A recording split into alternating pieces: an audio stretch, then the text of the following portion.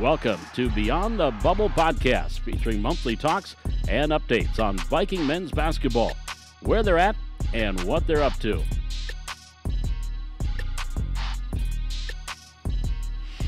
Welcome back to Beyond the Bubble. We're starting to record here episode 12, and I have Coach Vanessa Johnson from our VCSU women's basketball program sitting with us today. Welcome. Yeah, thanks for having me. It's our third time trying to do this. Yeah. Honestly, though, you were like one of my first people that I wanted to have on. And I have finally, well, you're popular. That's what that's telling me, is like it's been really, really hard to get into your schedule, but that's a good thing. Well, I appreciate you having me. This will be fun. Yeah. So, just to kind of start off here, I kind of want to just talk about your background a little bit in coaching, and then kind of want to move into a little bit about coaching in the college game, especially the women's side of things, and just kind of go into how it's evolved and kind of go from your perspectives and seeing what you've seen over the last how many years you've been in college basketball. But let's talk about you first. Where are you from? So I'm originally from Hartford, South Dakota. Okay. So it's about 8 miles west of Sioux Falls. Okay. So I grew up in the Sioux Falls area. Sure. Yeah. Sure. So, when did you start playing basketball?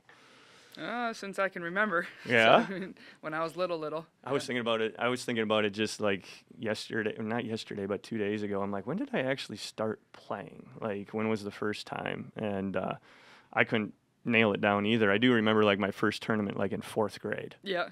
Oh yeah, the travel ball. The travel ball, right? Yeah. But you know what the funny thing is, and this is how sick some basketball guys are, gals are, is like I can remember my shoes.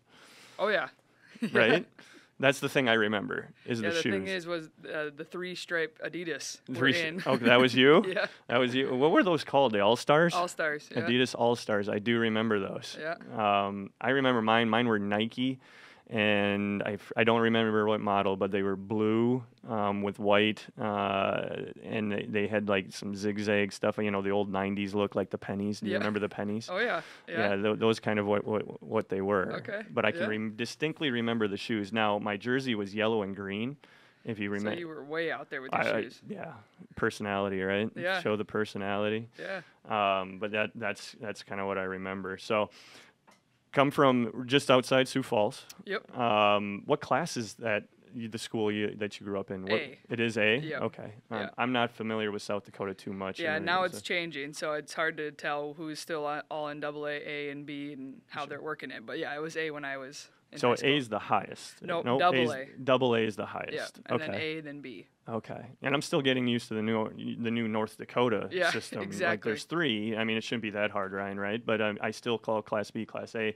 I'm like, oh, wait, is there a double A and there's an A and there's a B now? Yeah. Okay. So it's very similar to South Dakota. Okay. In their rankings as far as AA, A, and B. Sure. Yep. Sure. So played high school basketball. Yep. Where did you decide to go after high school? South Dakota State University. Okay. I played there for 2 years. Okay. And then realized the D1 life wasn't for me. Okay. And then I honestly was just going to go to school and be done with basketball after that. And then I transferred back to University of Sioux Falls. It was home. So sure. Yeah, trapping Coach DeVille, who's now at Bemidji. I know Coach DeVille pretty well. Yeah. They had contacted and basically talked me into trying to come back home, and it was probably the best decision I made as far as just finding the right place and finding home and being close to home. So it was good. Sure. So let's talk about South Dakota State. You kind of said the D1 life wasn't for me. That's pretty interesting just because not many players nowadays could admit that, or understand what that actually means. Yep. Could you kind of like elaborate on that a little bit? Like, what do you mean by the D1 life wasn't for me? Yeah. So I graduated in May, and I was on campus. You're gonna date yourself, okay? Yeah. Not the year. Not the year. Mid-May, and I was on campus June 1st. I had 2 weeks between summer, my senior year, to college freshman, and we were required to take 2 in-person classes that first year of summer. Okay. And so it smacked me real hard, psychology 101 in college. Sure. And coming from my senior year where it was like I was only focused basketball. I mean, academics were not my top priority in high school. And then all of a sudden I was thrown right into Psychology 101. And then on top of workouts and all that kind of stuff, you were just already one of them. And so that first summer was rough. Probably what the first semester for every freshman feels. That was how I felt my first summer. Wanted to be done, wanted to quit, called my mom and dad how many times, and they just, nope, tough it out. And so I did. In my first year, it was better than I expected it to be. It just is so difficult in that time because online classes weren't as popular. Yeah, but we were. That was kind of like the first time it was still like it was new. Exactly. Right? And so just learning how to be away from academics and the grind of basketball it's your job. You have to live, eat, breathe it. And it was a difficult transition for me. Yeah. And then my second year, it was starting to figure out, like, I was starting to make friends outside of basketball and seeing how other quote unquote normal kids were living their college life and how it was so much different than mine. And we were just under a different microscope, which is good. It's really good. But the grind was not, it was more than what I was anticipating. Mm-hmm. And so when it became my life, as far as I can, you got like 2 weeks break season, 2 weeks break postseason, 2 weeks break summer, 2 weeks break preseason. It was like you never got a break. You never got away from it. And so, sure. And then the travel was insane. We flew everywhere besides NDSU, and everything else was a trip that was on a flight. So, and I had never flown before going into college. So that was a new experience for me. And I spent a lot of time in airports. Okay. So your senior summer, just graduated from high school. Now they throw you right into online course. And practice. Yeah. So you leave, let's just say, okay, your commencement happens at your high school. Mm-hmm. How long did you have before like those things started? I want to say like 2 weeks. Just 2 weeks. Yep. That's June 1st is when I had to be on campus, and I want to say graduation's usually like May 17th-ish. Yep. So yeah, I had about 2 weeks of getting ready to, and then they ship you off. Just had no idea the intensity that D1 college basketball. Obviously, we know it's intense and it's a grind, but as far as kids feel it now. Like you were an all-star in high school, you were the top dog, and then all of a sudden you go to college and you learn real fast. You are down here, and now you got to work for that. And just being thrown into that right away, it was a shell shock. I went through that at Division III basketball. Like, I mean, it's not what you like. I understand. I'm not trying to diminish yours or anything, but like Division III, I remember. Like, I showed up, and I thought pretty highly of myself, and all those things. And then I went up against the top guard, returning guard, in an open gym area, and I says, man, I suck. Every day. It's like, holy buckets, do I know how to play this game? Right, and that was like mid-September of after my senior summer. Like, I can't imagine, like, going from commencement walking across, and then 2 weeks later going through that real quick and being like, what? Yeah. And I just remember sitting in Psychology 101 in a big auditorium. I'm from a smaller high school, so we didn't have anything like that. Right. And I'm probably the size of your school buckets. Or something. Yeah. Psychology 101. Yeah.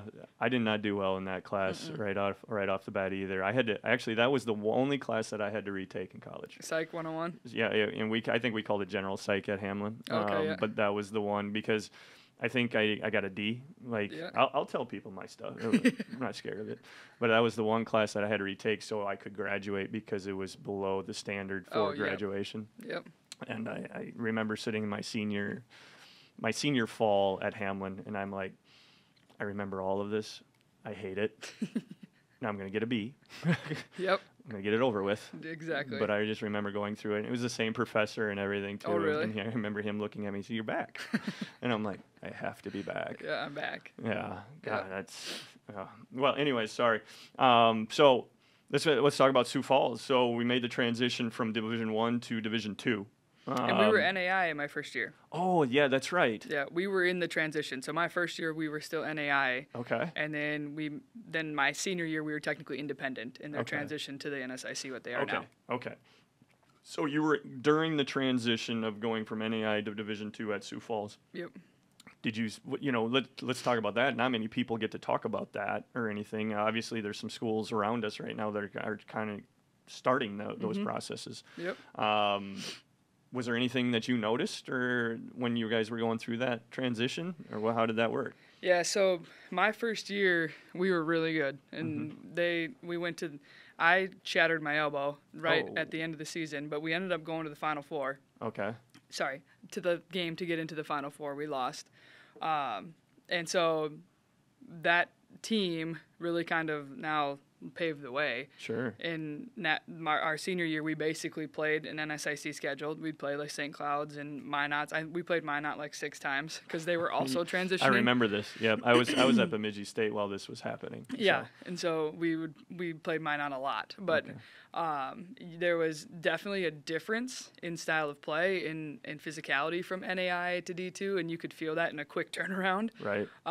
But as far as our team itself, we were equipped in that time to make that transition a little bit easier. Well, players like yourself coming from a Division I, at South Dakota State, you were probably pretty used to the physicality that NAI Division II was going to be. Exactly. NAI was a huge transition as far as we're just running and gunning. And that's what Trav kept saying, just run and gun. Right. I'm like, okay. Yeah.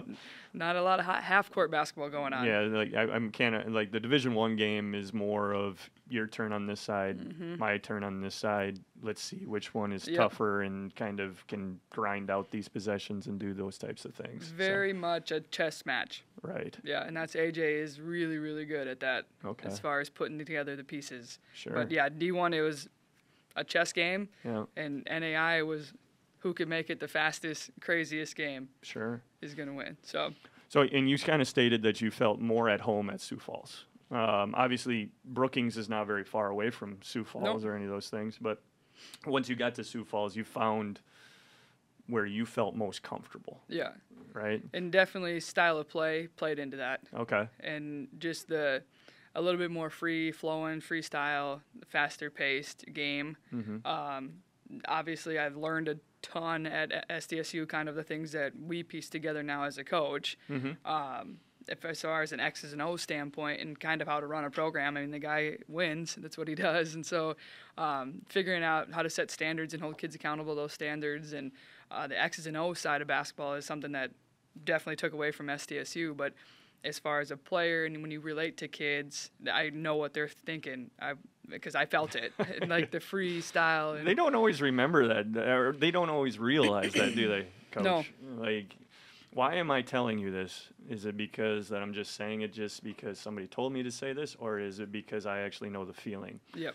And I always tell my players, like, we call them 33s, and I've learned, our certain conditioning stuff and all that stuff, and I'm like, the reason I'm telling you to do these is because I did them, and I know you can do them. Yep. And, you see certain guys, I'm like, I can't do this. I can't. This is too hard or something like this. I'm like, if I can do it, trust me, you can do it because you're a better athlete than I was. And it's always in the back of my head. So yeah, and it helps when you can relate to them, and they know that you just have to remind them, hey, I've been there. I've done it. Yeah, I think it ticks some of them off, like when you say, well, I did it. And they're just like, how did you do it? And I'm like, exactly. Yeah, there's this guy with a bald head and he was running around and doing this stuff. I'm like, if I could do it, you can do it. And they're like, there's no way he did it. And I'm like, yeah, I did. That's why we're doing it now. Right? Yeah. It's funny how that works. And they just look at you and go, no way, no possible way. And I'm like, okay. Yeah, for sure. So, graduated from Sioux Falls. Playing career is over. Yep. Where did we go next?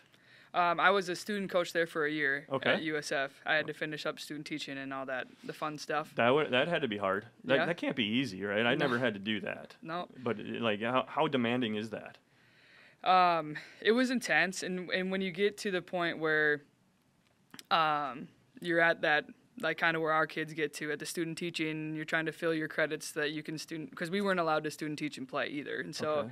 I was just kind of filling credits here and there, but then when I was done, then I could start my student teaching. The benefit to that was that I was in a group of, I think there was like 9 of us in my class, Okay. And 6 of us were athletes. Wow. So we okay. kind of were was kind of a going through it together. deal. Yeah. Okay. Yeah. A bunch of football players, and then it was me. So it was, but we knew what we were going through. We were in it together. So taking the praxis and all those exams and getting ready for that. I took that test. I like that test. Sorry to interrupt. No, it's all good. So yeah, I mean, so I student coached there for a year, and then after that, I was open to go, and I was hoping Trapp would help me out, and he did. Okay. He got me in touch with Carla Nelson at MSUM. Sure. Yeah. And so I went up there for 3 years to be a GA. 3 years as a GA. Yeah. And I really had no idea where Moorhead was. North. Exactly. Fargo, you know where Fargo is? Yeah. It's right next to Fargo. Great program, though. Yeah. On the women's side of basketball. I mean, well, their men's side is pretty good, too. But like she's been there for a while. Oh, yeah. And she's done really good things. For sure. And very different style coaching than Trapp and AJ for all that. So, I mean, 3 different coaches. It was 3 very different coaching styles. And so it's been awesome for me to learn under everybody. Right. Yeah. Right. So 3 years. What'd you get your master's in? Educational leadership. Educational leadership. Okay. Yep. So we graduated from Moorhead with an educational leadership master's degree. Then where did you go? 1 year at Detroit Lakes High School in Minnesota. Okay. And really thought that was where I was going to be. I had to get on my own insurance, all that fun stuff, and so I had to find growing up. Yeah, exactly, a real job. And so Detroit Lakes High School in Minnesota, I was their reading specialist K through 4, and then girls basketball coach. Okay. Loved it actually way more than I thought I was going to at the high school level. Super cool community and environment to be a part of. Yeah, that's a beautiful place, Detroit Lakes. Yeah. Beautiful.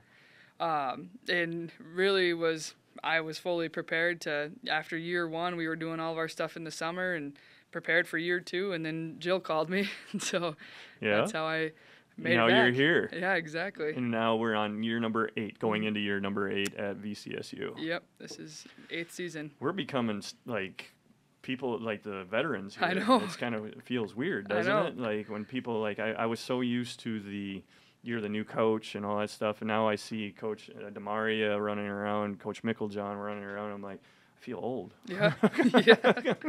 Like we're the ones that have been here just as long. Now, I mean, we're never going to catch Coach Mack. Yeah. And do those things, but it just we're starting to become them. Right?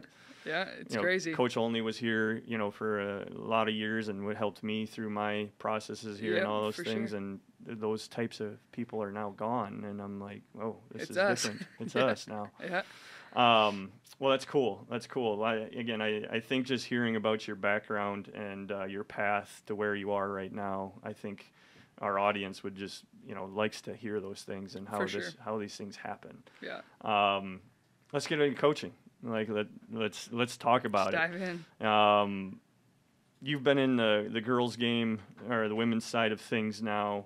How many years is that? So 8 here, one in the high school realm, 3 years as a GA. So that's 14 years being in coaching outside of being a player. That's crazy. I don't feel that old. I did it the other day for me. And I was sitting there. I'm like, oh my God, I think it's over 20 years now. I'm like, that's a lot. And never do I want to drop that on anybody because I feel like when you drop your years of experience, you're just trying to prove that you're trying to overcome something you didn't know or something like that. But anyways, what have you learned? Like, let's say from your first year of being a head coach to what you know now, what do you think is like the biggest learning thing biggest thing you've learned? Wow. I know, right off the bat, right? That is a loaded question. Yeah. I think the biggest thing that I've learned, Deep thoughts with Coach Johnson. Yeah, wow. You're going there. Coach Johnson and Coach Montgomery. Learning how to balance relationships with athletes and being able to hold them to high standards within that, but then also helping them see value is all in what they do. And that it's becoming more and more of a challenge. Yeah. But it's also when I first started, when I was the GA, very much so was the listener, was the gonna be there for the player, gonna, you know, I mean, like I was their go-to person on staff. Right. And so then, and at the high school level, you're just trying to help you're trying to help mold those kids. It's not yeah, you're a basketball coach, but I think there's like 3 kids that actually want to play basketball. Yeah. The rest are there to have fun and be a part of a program, be a part of something. Yep. So you're trying to be a mentor to them. Mm-hmm. And then when you get into be a head coach of a college, you have to shift into, like, yes, you want to be relatable, you want to build relationships, but you can't use that to a disadvantage for yourself. Sure. And letting people walk over you and and they'll try. Oh, for sure. My first 3 years, I think I just was pummeled. So learning how to be there for athletes, let them know that you value and care for them, but you have to be able to hold them to a high standard, and maybe that's having tough conversations, saying things that they don't want to hear, being that type of person for them. Mm-hmm. And that's been the hardest shift for me. Okay. Being, it's not really good cop, bad cop, but that's kind of the easiest way to describe it, and still being able to be relatable to them. Right. And I think you said a really key word there, and it's a big word in my life and my coaching, is the word balance.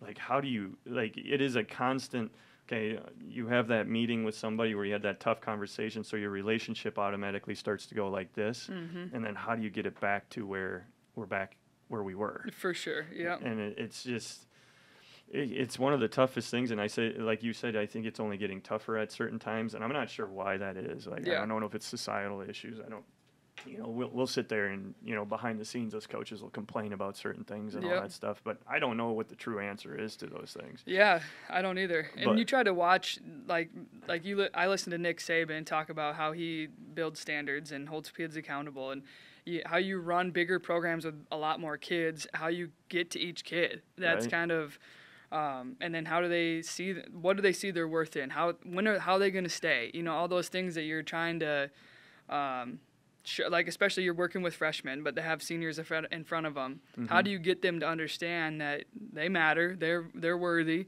and to get them to stick it out, and to get them to believe in something that's bigger than them? Those are all challenges that I've noticed in my spot now that I didn't see when I was an assistant coach or a GA. There was I miss those days at times. Yeah, like you just don't.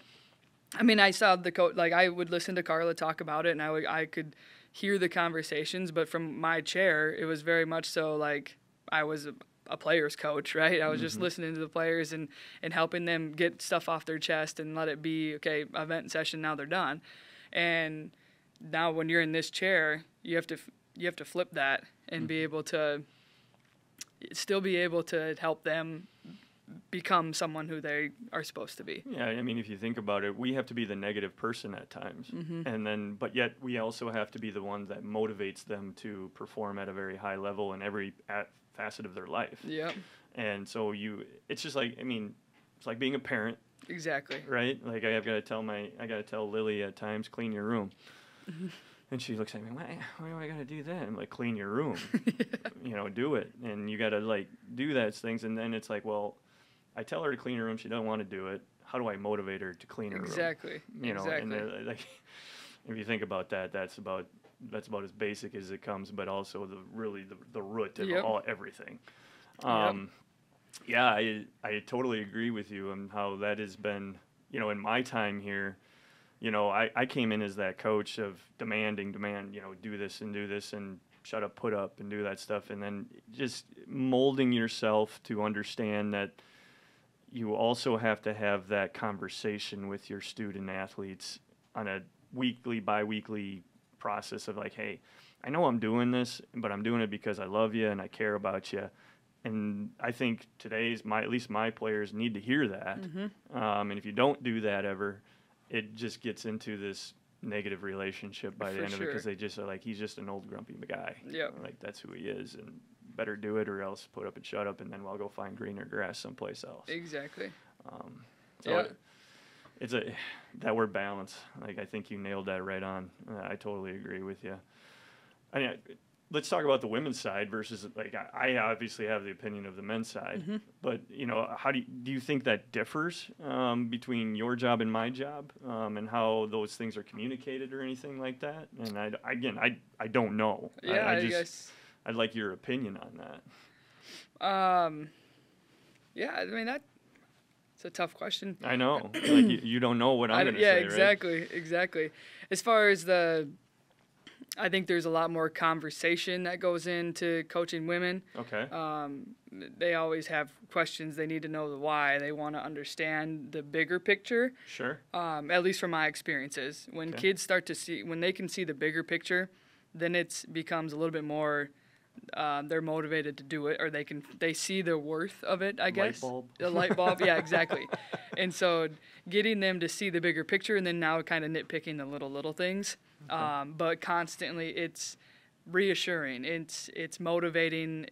I think we deal, at least in my experience, a lot more of the fear of failure, the mental side, the anxieties. I think and that's becoming more and more and more. Okay. Of when you're coaching, you talk to kids and you start to, hey, what's going on? And then they start to open up, and it's like, oh, okay, if they can get past up here, they're going to be really good. But if they can't get past up here, we're going to be at a roadblock. Sure. And so we constantly have those conversations about getting past that fear of failure and getting past the anxieties of, like we talk about, if you're a 40% shooter, you're a pretty good shooter. That means you're failing 60% of the time. Mm-hmm. And that's hard for at least women that I've coached to kind of grasp that. Where when I play, oh, shoot, let's go. Give me another one. If I missed it, give it again. I was the same way. Shoot your way out of it, I guess. I always tell my guys the story of, I didn't learn this, and I wasn't this way as a freshman at college, but as when I was a senior, I kind of like had my identity. Like, I'm like, I know what I'm going to do. Mm-hmm. And I kind of really came into, like, not falling for my role, but like I understood my role, and I went to my head coach before, maybe the second or third game into our senior season, and I'm like, I told him, I'm like, here's Monty, like that, because they called me Monty, and I'm like, either I'm going to be on fire, or I'm going to be really broke, okay? And all I can tell you, Coach, is I'm still going to launch him, so it's your job to take me out or leave me in. Yeah. And if you take me out, I totally understand it, because I was like 1 of 5 or something, but again, number 6 is going up. Oh, for sure. I told him that. I says, you can't get mad at me about it, because it's your fault you didn't take me out fast enough. Yeah. All right. So I always tell my shooters that, and I'm like, shooters just shoot, man. Like, they don't think twice about it. For sure. And they think every shot's going in. Mm-hmm. Like that's what shooters do. Oh yeah. But I always tell my shooters that story. I'm like, that's what you got to be. Like, just keep on launching. Just keep on launching. It's my job to say you're not hitting today, and we'll take you out. But not to shatter your confidence because of that. Nope. Like, you can't go and talk yourself negatively because, my shots aren't going in. No.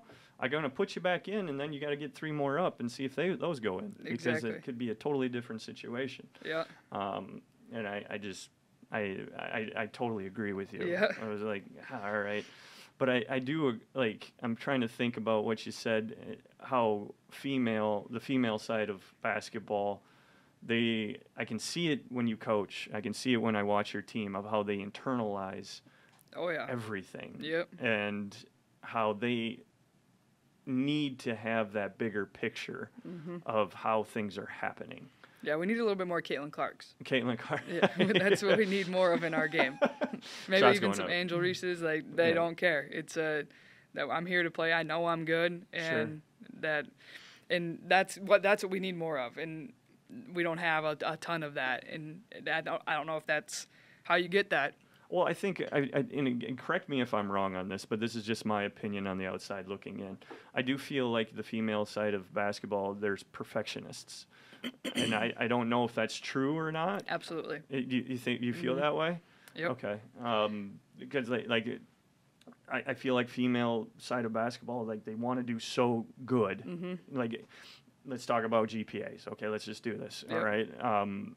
your women's side of basketball, I hear about your GPAs and all that stuff, and I think that resembles how you want to be on the basketball floor a lot of the time. Yep, for sure. Like they want to be perfect in regards to the classroom, and they want to be perfect in regards to basketball. Yep, for sure. And I when I see those things, which is great for you in certain ways because you've got the motivation behind your gals to be like, they're always striving for that. Oh, absolutely. My guys, not to say that this is bad or anything like that, but we're guys. I think that, honestly, that's like we want to be perfect in basketball, but there's other things that we're just like not motivated. I'm not saying all of my guys are like that, but there's a difference between those two sides. Yep. And then it becomes very difficult when you're trying to teach the game to people that want to be perfect. Because then it's like you teach one concept of a bigger picture, and then here's one concept of our offense. Now that's what they're gonna hone in on. Right. And then that's all we do. Right. And so trying to figure out how to balance, again, that, okay, your freestyle, we run a freestyle offense, so you get to make the moves. We're just showing you different concepts of the offense. Sure. Now let it come to you. Sure. And it's a black and white. And right now, the last couple of years and last few years that I've coached, we have a black and white vision. And so trying to get it to be a little bit more gray area, a little bit more like, okay, what came to you? I call it a robot. Yeah.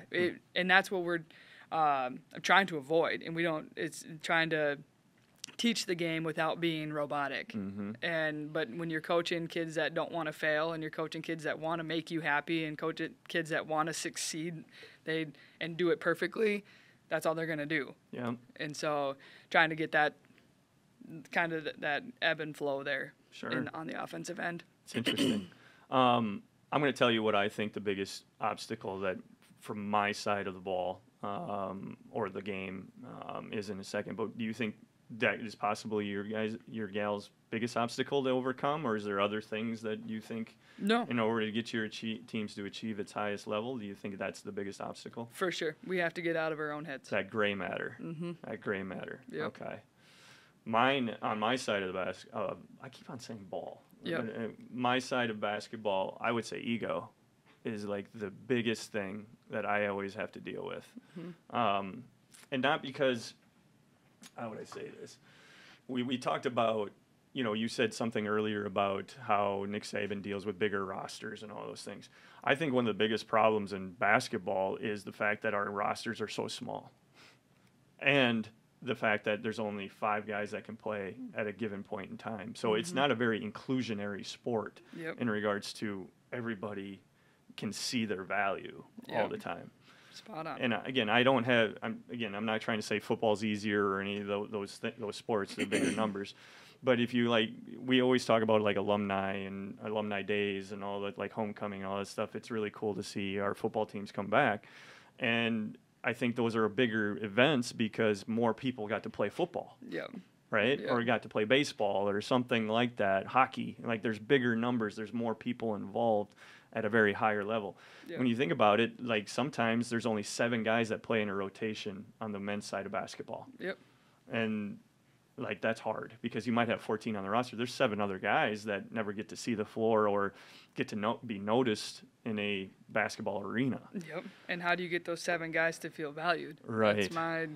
Right. And again, that's where I go back to the ego. And you said it earlier, I was the same way. I come from a mid-level high school in Minnesota, but I was good. I could play at a very high rate in high school, but then I come to Hamlin, and my ego gets checked day one. And we talked about that. That's a very hard thing for men's basketball players or a male athlete. Yep. All of a sudden, you go from this to this, and it is that. Yeah. There is no warm up to it. Yeah, true. Like that lead guard is just taking you to lunch, and you're just like, what is going on? Yeah. And then you go home and you look at the mirror and go, who am I? Yeah. Like what happened here? And then you go through and you play your first game and you're not in that rotation, and you're just like, I've never had to deal with this before. For sure. How do I deal with it? And I feel like that's my biggest obstacle from the men's side of basketball because we're just sitting there and telling you, oh, it's going to take time. Coach, I've never had to take time in regards to finding a basketball floor. Yep. Never. Because the 7th grade, I was the star. 8th grade, I was pretty good. Yep. 9th grade, I was playing up on JV or whatever it might have been. Yep. 10th grade, I was starting on varsity or coming off the bench on varsity. Everybody thinks really high, like he's going to be really good. Junior, I'm a really good scorer.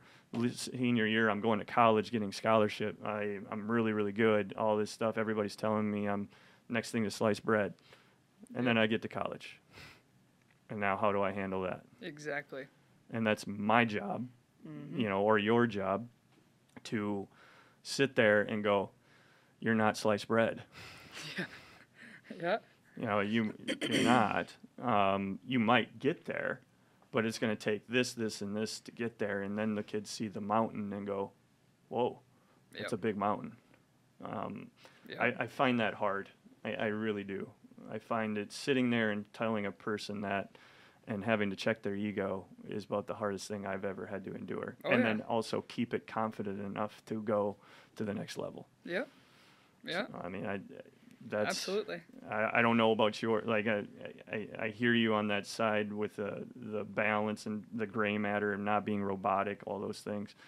But that I would say on the men's side, that is a constant battle. And then I don't know how this works. I want to talk about this with you next, but recruiting, because the transfer portal has also affected my biggest obstacle with the ego thing. Yep. Where it's an easy out to rectify my ego, because I'm still going to be confident, but I'm going to say it's your fault, coach. I'm going to go someplace else where they think that it's different. Mm-hmm. Do you deal with the same thing on your side? Not as much. Okay. Not at this level anyways. I know the women's side of the transfer portal is still probably just as big as the men's. I don't know what the number comparison is. Sure. But at this level, from what I've noticed, that athletes will either just choose to be done or they'll continue to try to fight and try to play. Not a ton of them want to go to a different school or try to prove you're wrong, right? Type of like you're talking about. And so the transfer portal on at least at this level for me has, I think we feel the ripple effects, but it's not as easy or not as common, I don't think, for kids to be like, well, I'm not doing it here, so I'm going to prove them wrong and go somewhere else. But as far as in recruiting, I do feel like on the bigger, broader spectrum that it is impacting the game. And because it is kids like, okay, well, and then you ask a kid that's in the transfer portal, well, how come you're in the transfer portal? Well, coach this, coach that. And then it's like, okay, so. Which used to be a red flag. Yeah. Like, I remember, like, when my times starting at Division II in recruiting, I remember, like, sitting there, and when on the phone with a kid, a student athlete transferring from a previous 4-year institution, if they brought up the fact that me and the coach didn't jive, I was like, red flag. Because, like, what's going to change that situation? Because typically 90% of the time, I would say the coach is trying to do what's best for the student athlete. Yep. There is the 10%, okay? We're not going to... There always is, yeah. But, so you're like, well, I would always try to dive into that question, but also, like, I'd be sitting there taking notes on what this recruit is saying, and I'd be like, oh, man, I don't know if I can get by that one. Like, and then we'd report that. Nowadays... like, we just kind of like, well, I guess we're going to try to make it work. Yeah. Most of the time. Because there is so much shuffling that we need to fill our rosters with the best possible talent as possible, because we've all been told, hey, wins matter. So we're always constantly balancing that, and can we get along with a player, what year they are. Like, sometimes I also evaluate, okay, this guy's a senior. It's his last spot. Usually with that situation, they don't become over egotistical. They just want to get the best year they possibly can. If it's a junior and he says that, I'm like, ooh, now I'm starting to evaluate that a little bit more, because I got to spend 2 years with the guy. And there is a possibility they might leave and we might have a cancer because he still feels like grass is greener someplace else. So, like, it's changed so much on how I even just, like, sit on a conversation with a kid. Yeah, for sure. And it's hard. It's really hard. Oh, yeah. It's becoming more and more difficult. Yeah. That's for sure. So, on the women's side, the transfer. Do you know how many were in the transfer portal last year for the women's side? I don't know. Yeah, I don't know the number comparison between men and women. I don't know what the numbers were. Okay. I saw an interesting stat on Twitter X. Yeah. I don't know which one. It's X right now. Yep. The 65 in regards to Division II, I believe last year, out of the big group, I think there was like 2,000, maybe close to 2,500 or something. Don't quote me on this. I can't remember the exact number of transfer portal athletes, student athletes. 65% of that number didn't end up anywhere. Didn't find a home. Yep. You think about that. Like, now, whether or not they hung it up just because they're done or because no one recruited them. Yep. I mean, that's 65% of what the current population was last year in Division II basketball. Yep. Didn't find a home. That's a lot. It for sure is. And that's the tough part of when you're trying to teach pride and commitment and you're trying to get kids to see a bigger picture and all of those things that we were talking about. When it's easier to, or quote unquote, easier to just go somewhere else, they don't take into consideration that somewhere else already has their players and they're trying to build that. And right. So it's... and the ego, I know my assistant, my previous assistant who recently took another job, I know he contacted a lot of these players. Like, we dove into that list last year hard. And most of them said no. But now they're sitting at home. I'm like, that's that's an issue. That's the ego thing. Still, for sure. I'm like, what's your issue here? Like, why would you like risk your college basketball career for something you're not going to get? Yeah. It's hard. Oh yeah. And that's that ego. Like, that's the biggest thing we got to overcome. So. I wanted to get into the women's side of recruiting because I'm not really well versed in it in regards to, you know, what a female student athlete might look for in comparison to a male athlete. Yep. I've never recruited female athletes or anything like that, but I've heard stories. What do you think is like the biggest sell for a female student athlete in regards to college basketball? As far as the school or just the general, like it could be program, it could be anything. Academics. Yeah, it's if you don't have the program that they're looking for, sure. Typically you're out right away. Okay. And where you can't talk a kid into, and which we don't anyways. If you're looking to be a nurse, this is really It's really tough. But it's becoming so academics for sure is a big one for female athletes. And in regards to, do you have our field of study, like what I want to go into? And then on the basketball side, when you talk recruiting with kids, painting that picture for them, showing them bigger picture, telling kids, hey, you're going to come in and play right away is not always a conversation that we have. It's more of, okay, here's your position that we see you playing in. These are the kids that we currently have. But do we feel like this is a position that you could potentially make an impact in? That's more of a conversation that we go. And then it's financials. How much does the school cost? What am I going to pay? And long run financials. And so as far as my experience and here at this level, we very much so, basketball is a conversation. Obviously, you get to come and play basketball, but there are so many other things that they are concerned about and worried about before they choose a school. And so trying to dive into the bigger picture of the kid and making sure it's the right fit throughout the university and obviously then our program is kind of how we dive into it. And so there's a lot that goes into we recruit mainly freshmen. We don't spend we obviously need some transfer kids to come in and to make some impacts right away. Those are all discussions we have, but we really try to keep high quality freshmen. But it's becoming harder to get them to see their value and see their worth for 4 years. And like you've said, coming in and putting in your time, and you were a stud in high school, and now you see the adversity for the first time and get them through over that and see that it's going to pay off.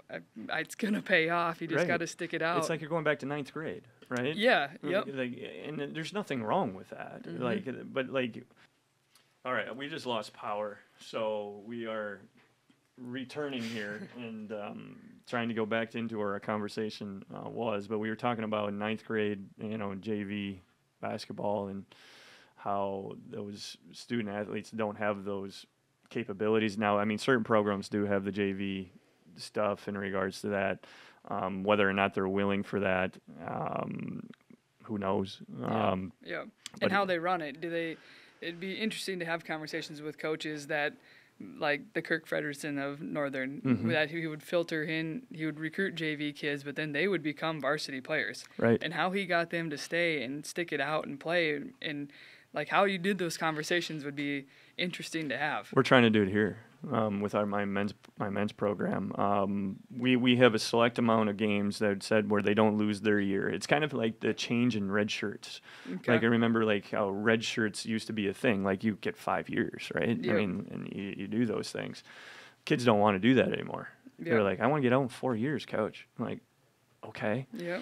Well, so what we're going to try to do here is bring a select amount of kids in and develop them and just concentrate on this development stuff. Give them the chance to make the top rotation. But sure, you come in and you surprise me in regards to what my perception was, there's a chance. Yep. I hope that happens because that makes we got another really good basketball player. Exactly. But if that doesn't happen, let's concentrate on developing you with these select amount of games that the NAI allows you to play in without losing a basketball year. Yep. That'll help you and get you ready maybe for next year. And let's see how those things ride. Yeah. Not bringing you in just to get tuition or any of that stuff. Let's bring you in, and let's just see if this is good because you didn't get the opportunity you felt like you deserved. Yep. I mean, junior colleges do this every day, right? So what's the difference? Yep. So come on in, and let's be a part of a 4-year basketball program, get the really good development. We have the staff to do it, and let's do it. So I think that's kind of what we're trying to do here. I'm not sure what other schools are. I'm not going to sit there and say what their conversations are about any of those things. But I don't know how we got on that. Just helping kids get transfer from being a stud in high school to the transfer to college. They're still studs. They're still really good basketball players, but helping them understand the process. It takes time. It takes time, but they don't want to hear that. No. So helping them see that and feel their worth in a different. Sure. That's kind of the struggle. Sure. Hey, Mark, I just noticed something. Sorry, by the way, shout out to Mark Potts. Absolutely. He's now the guy behind the table behind us. And then also Alyssa Thompson is also helping us out. Shout out to her. We really appreciate your help today. But I just noticed these lights aren't on. Does that matter? Like, I don't... Huh? No, all good? Oh, I don't like looking bad. I need all the things to help me out to, okay, we're all good. Maybe this makes me look even worse. Let's work. Well, we only have about 5 minutes left, Vanessa. But I kind of want to start this new thing, and shout out to Mark again. He brought this up. I want to kind of start this little tradition with our podcast and saying, what is your favorite gym, favorite arena, favorite gym? And I'm going to pull it up on my computer if they do have pictures of it. We'll Google it and try to find something. But do you have any idea which one your favorite is? Yeah. You even gave me a heads up, too. I know. I'm still trying to... It's okay. I'm trying to piece together. There's some good ones out there. A lot of gyms. Yeah. I liked USC's. No one in conference, right? No, I was thinking bigger. I was thinking arenas. I didn't know if you wanted gyms. Yeah. USC, you said? Yeah. Okay. I've never been in that one. What do you remember what it's called? No idea. Okay, that's all right. I'm going to see this. And Mark, can you see my computer? Yeah, we got you. Okay. Otherwise, the Sun Devils, they have a sweet I've been gym. in that one. They have a sweet It's like gym. a circle, right? Yeah. Yes, I've been in that. That one's pretty intense. Yeah. Oh, let's look at this sucker here. It's Galen Center. Okay, that one. So is that set up for volleyball right there? Is it? You can't see what I'm showing right now, but do you recall that one? Is that what you're talking about? Let me see here. That must be set up for. It's just set up for volleyball. Yeah. Okay. It's pretty sweet though. There. Or Carver Hawkeye. Carver Hawkeye. Yeah, Iowa's. So that's Iowa's? Yeah. Okay. Let me see this one here. See if I can't get a bigger picture of it for you. Gyms are always better when they're full. So it depends on there we go. the crowd. Yeah, they're always right. All right, hold on. I think I got something popping up on me here. But, Mark, is that a good enough picture? Yeah. That one? Yeah. Okay. When did you play there? When you were at, like, South Dakota State or something? Yeah. Or? Yep. Right. That one's pretty cool, man. What did you like about it? It seemed as if, and that picture's not doing it justice. Okay. Maybe I'm thinking of a different gym, but the fans were like, Anya? Yeah, Anya, and Okay. it's intense. It's intense? Yeah. That's pretty cool. First of all, this not my favorite, and I'm not going to tell anybody my favorite yet today. No. We'll keep that one on suspense. Is Assembly Hall. My first game that I helped coach in college was at Assembly Hall, Indiana. Oh yeah. And that one, it's just got like a different feel to it. Weird, like it's just built differently. Mm-hmm. And it was Tom Crean's first game there when he was at just getting to Indiana. That's when we coached. Oh, sweet. Yeah, it was nuts. And they do the a cappella and everything, and it like they're right on top of you. I'm going to show you a picture, hopefully, of like it's just built differently. This one kind of gives you a little bit of a feel of it. Oh yeah, the fans are it's right like there. right there. Yeah. Like, and they're just, and then when they started doing those chants and everything, it was just like the ground was shaking. Oh wow. Like it was weird. Like I never felt that. And like you're trying to call out plays and all that stuff, and I'm like, it's not working right now. My players are like, what's going on? But I mean, cool. South Dakota State probably had kind of that feel, right? Mm-hmm. Frost Arena. Frost has that. It's now the new. It's a First there's a new Premier one Bank now. or something. Okay. State arena, but it's still the same building. Okay. They just like remodeled it. 3 minutes. 3 minutes. I get long-winded. Okay. But yeah, so that's really cool. I would like to talk about those things. But yeah, the Assembly Hall, like that was really nuts for me. So it was like the USC one with the biggest one you've ever played in. I don't know. I guess I don't know if the Sun Devil Stadium would be. Sun Devils, that's right. Arizona State. Comparison, yeah. That one was really old when I was there. We played at TCU against Baylor in the NCAA tournament. Okay. That was an intense environment. Sure. Kim Mulkey and every craziness with around her, but sure. She was coaching at Baylor at the time. But Kim Mulkey, that's a big name now. Yeah. Very cool. Well, hey, I really appreciate you coming and sitting down. Yeah, we finally got it in. Exactly. We should have this aired in the next couple of weeks or something. Sweet. And hopefully we have you on again sometime soon. Yeah. Good luck with your season. Hey, thanks. It's right around the corner. And it was fun. Yeah, thank you. I appreciate it. Thank you, Vanessa.